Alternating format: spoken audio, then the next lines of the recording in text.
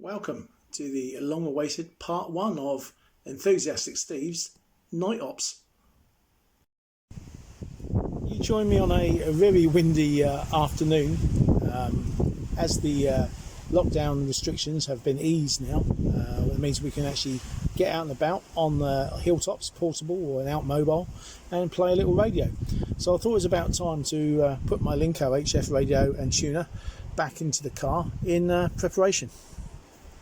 When lockdown started, I removed the HF radio and tuner and I took them indoors and used them home base on my Delta Loop. But I've got the Exugi G90 now, so I'm using that home base at the moment, and the Linco and tuner is going to go back in the car. Now fortunately I left most of the wiring in the car. We've got the coax cables, the power leads, etc. And most of the leads I've actually left labelled, so that's going to make life a lot simpler when it comes to reconnecting everything. I've also got some tools with me at the moment. I've got some different coloured tapes, insulating tapes. I've got a nice pair of pliers, Allen keys, scissors, some screwdrivers, some Velcro pads to secure the radio and tuner into the actual case. The case itself is aluminium, nice and strong, with foam and some rubber insulation. The board at the bottom will have Velcro strips on it, which will attach to the radio and the tuner to stop them moving around inside the case once it's in the car and mobile. And of course this allows me then to do a few quick disconnections and remove the case and take it indoors for security when not in use.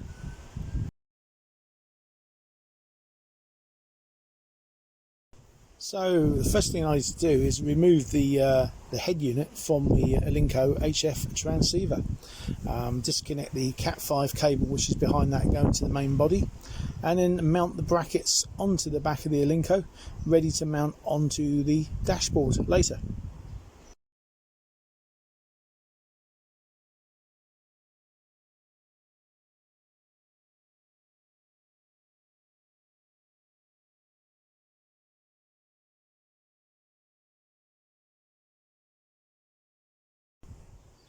The next stage is to replace the wiring into the actual case itself. Now the wiring that goes into the case are as follows.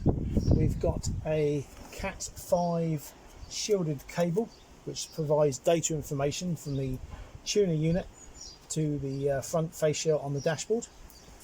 We've got a heavy duty power cords, power connector, which should go back to the radio and onto the battery. And we've got also, because we have two connections coming in, we've got two antenna mounts on top of the car. One's a triple mount, one's a single mount. We've got both connectors there as well. They will feed in and then go to an antenna switch. So depending on what band or what antennas I use, I've got options to use the tri-mount or the single mount.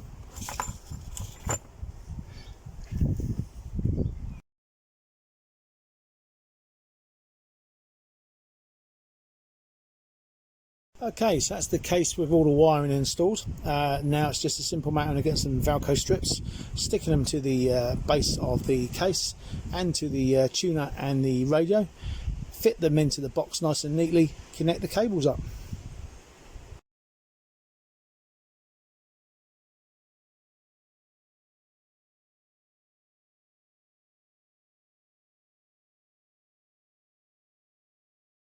And now the next stage is just to actually relocate the case from where it is now, place it into the back of the boot compartment, make sure it's secure, make sure the wires are not snagged, so tuck the leads and cables away, secure with the cargo net. I've also got the couple of bungee clips at the back there, which were wrapped round as well. The batteries are nicely secured with bungee clips as well. They can't move anywhere.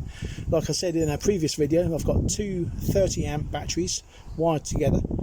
That way I've got a total capacity of 60 amp hours at 12 volts, and because they're now sharing the load, they're not leisure batteries, so they're standard batteries. Leisure batteries would have been better, but that's what I had at the time, so I'm not pulling too much current through them anyway. But now they're working in tandem with each other, that shares the load, so they work wonderful. Get many hours. I've never flattened them yet, probably 20-30 hours use out of them, and there's probably a lot more capacity to go after that as well. So they're fine for now. I've been trickle charging them on and off throughout the winter, so they're perfect. Radios are back in now. The radio's back in, the tuner's back in, the antenna switch is in, the cables are connected. Case is now to go back and be secured.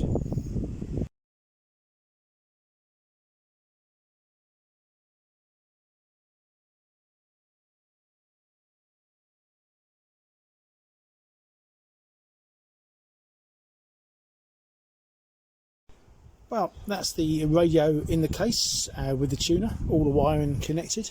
The case is now, after a little bit of a battle, in position in the car. As you can see, the batteries and the case are all nice and snug. Safety net around it, and a safety securing bungee strap at the back which holds it all in place.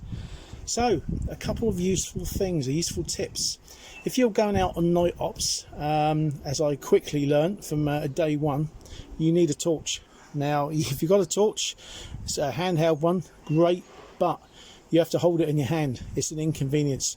I'd recommend you getting yourself a head torch. One of the LED ones lasts forever, variable brightness. This one has a red light mode as well, so it's like a night light as well. So you can use it inside the car. Looking at the radio, you're not going to get the glare. But very useful things indeed, because again, if you're out night ops, okay, in the summertime, if you're not out that late, it's going to be daylight. But in the winter, it's dark, and to set up and to take things down in the dark can be tricky. That brings me on to the Allen keys. Now, always carry a couple of Allen keys with you.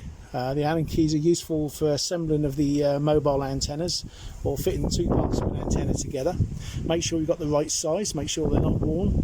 And another useful tip, as you can see, the one of them there has got red tape around it. That red tape is there to make it more visible.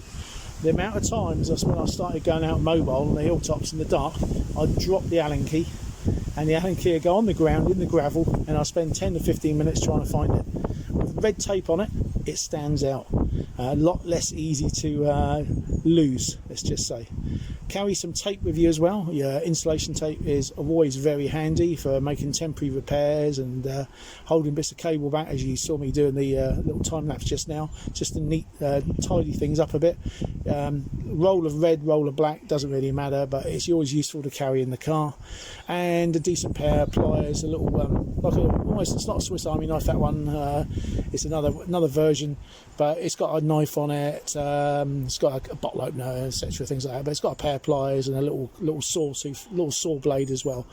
So if you have problems, if for any reason your antenna won't come undone at night, you can use the pliers to give you a little bit of extra leverage. Very useful indeed. You can tighten a few nuts and bolts up. That's the installation over in the boot. All I need to do now is put the head unit on the fascia, connect up the microphone to it, and connect up the Cat5 data cable. As I said earlier, the Cat5 data cable is a protected one. It's shielded, that's the word. Come back here now. It's shielded is the word. It's a shielded Cat5 cable. Runs from the boot, as you can see. It goes through. It's got a few coils on the way down. Goes under the carpets, under the seat. Comes out by the gearbox console, and it just unfolds and plugs into the back of the radio. I did use a non-shielded version.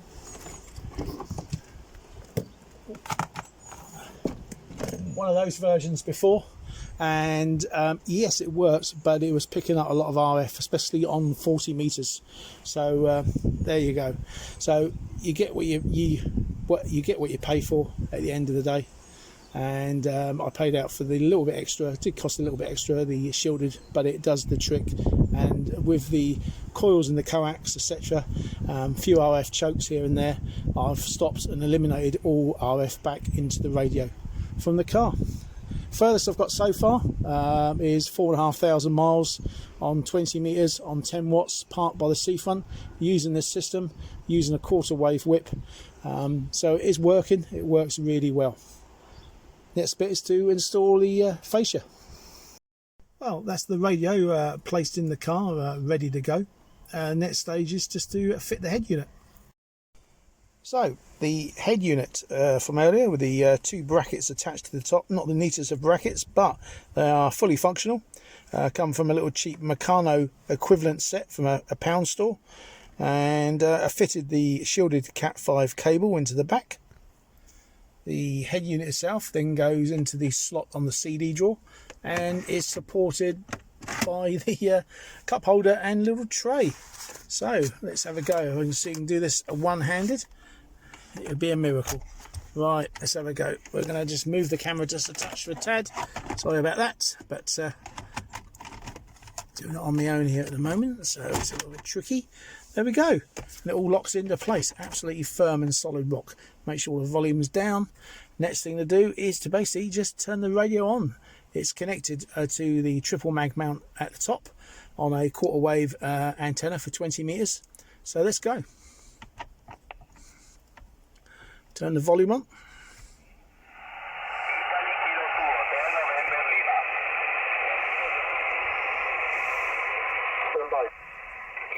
Thank you very much. Bye bye.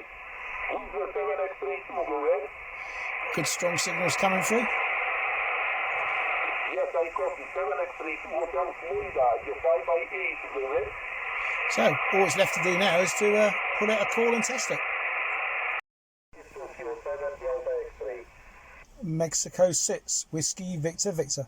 Mexico 6 Whiskey Victor Victor. Your 5x5.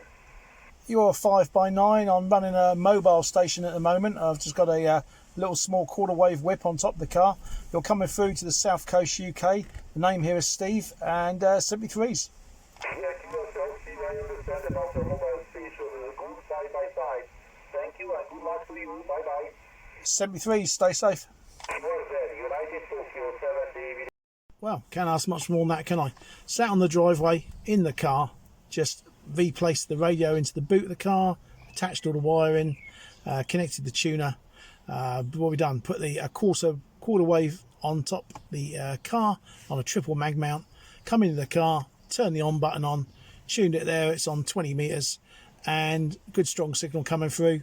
First call back from myself, M6 Whiskey Victor Victor, to it was UT7DX. It's a station that was 1,500 miles away in Ukraine, and it came straight back, and I was a 5x5 to him. What more can I ask for? So very impressed. The system's working. The SWR is low. I didn't get any beeps from the tuner, so that's it. All set up, ready to go hilltop. So hopefully there's been a few useful tips there about, safety, security, making sure the actual equipment in the boot is secure. It's not going to be rolled around, thrown around, cause any hazard to yourself or others in the car, or it's not going to do damage to the actual equipment as well. It's also in a quick case which you can unplug the cables very quickly and take it back indoors. The case is foam lined as well, so when it's all shut and secure, it'll any changes in temperature it'll keep to a minimum. At the moment when I'm running it, I'll just leave the lid half ajar so it gets some ventilation, but it doesn't seem, because I'm running low power, it doesn't seem to get any heat to it anyway. The radio unit's got a fan built in. Front unit, again, it's just handy and convenient with those brackets. You can attach it on the car, unbolt it again. It's very quick and easy to set up on a hilltop, etc., or down by the seafront. So looking forward to get out and about now. Some of the restrictions have been eased. So everybody stay safe. You take torches with you. Make sure your tools got a little bits of tape on them, just in case you're as clumsy as I am and you drop them on the gravel. But it's a learning curve. Every day's a learning curve. Every day's a learning day. So enjoy the hobby. And this is Enthusiastic Steve, Mike 6 Whiskey Victor Victor, with fluctuating light conditions here in the car. So I wish you all 73, stay safe, and until the next time.